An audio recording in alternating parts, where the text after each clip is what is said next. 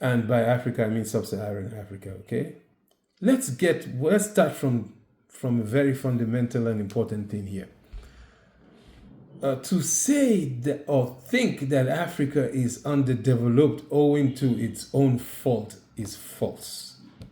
Yeah, I'll repeat that.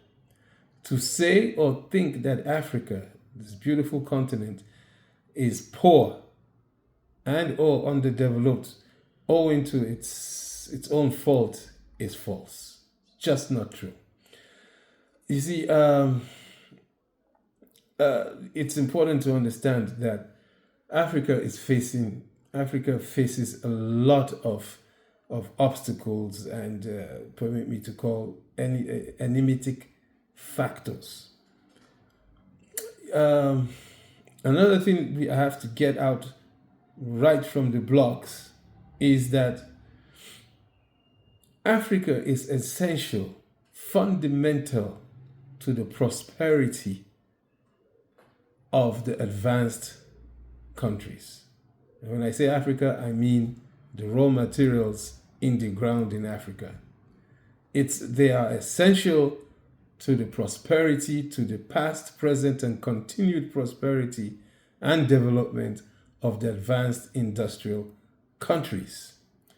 And what's in the ground in Africa, all the raw materials, is not only very essential, but it's essential that the advanced countries get what's in the ground at dirt cheap prices. And there the problem is. And there Africa's situation comes from.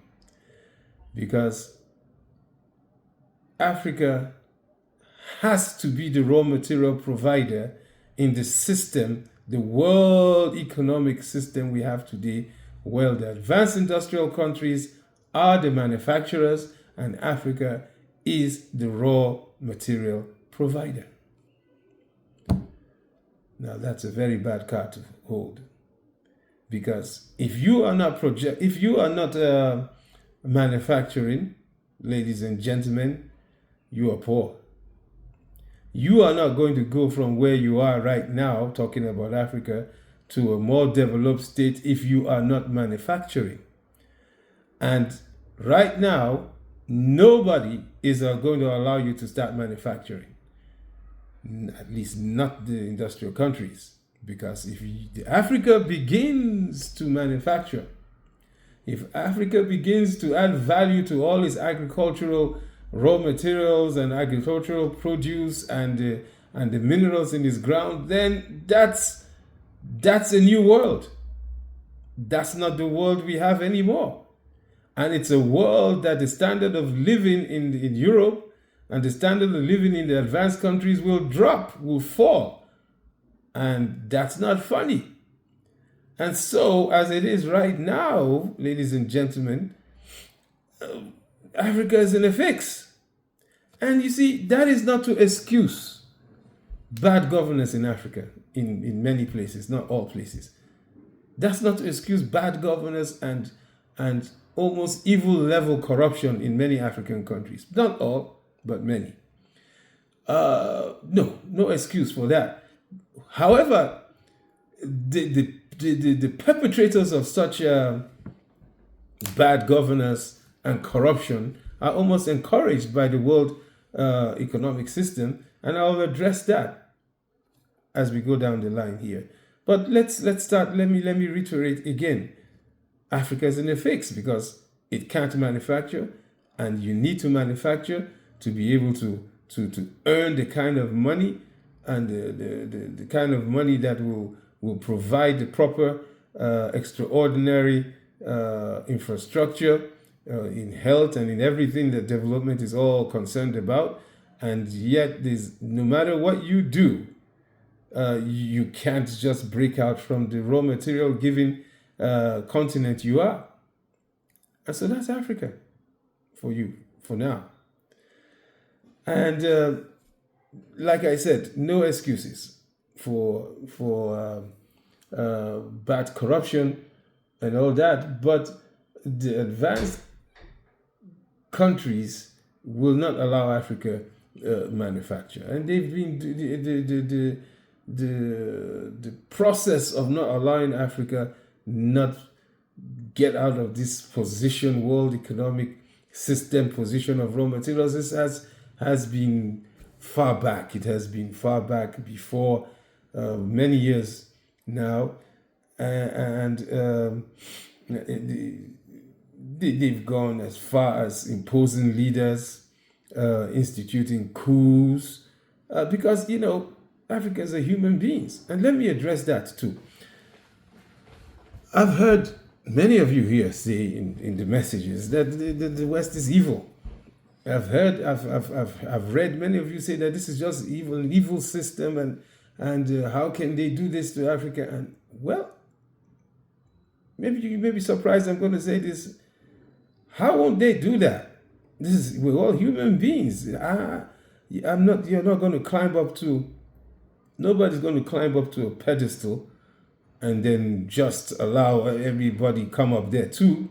You're going to do all you can to remain there and keep everybody where they are so that you live the good life and you're on top. And that's just the position of the industrial countries now. They spent a lot of money, a lot of time, a lot of planning, and even wars to get to where they are. So nobody's going to say, hello, Africa, come on. You take everything for free. No, that's not going to happen. And that's human. I think if the roles were reversed, the same thing would happen. And so you don't look at it as a color issue, a race issue. Don't look at it as, it's just the facts of life. It's industrial warfare. It's economic warfare.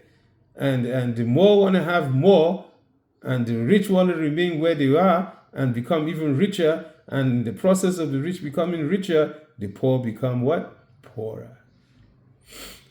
That doesn't have to say that Africa can do anything about it. Of course we can. Of course Africa should and would, but it takes a lot of discipline and sacrifice and who knows, even bloodshed or bloodletting, whichever you talk. It's not funny. But in the world economic system as it is now, Africa is not breaking out from where it is if it doesn't start manufacturing, if it doesn't start consuming what it manufactures, if it doesn't start manufacturing what others consume, if it doesn't start researching, if it doesn't start adding value to the raw materials it has, if it doesn't begin to take advantage of the total and unprecedented and unrivaled human resource it has.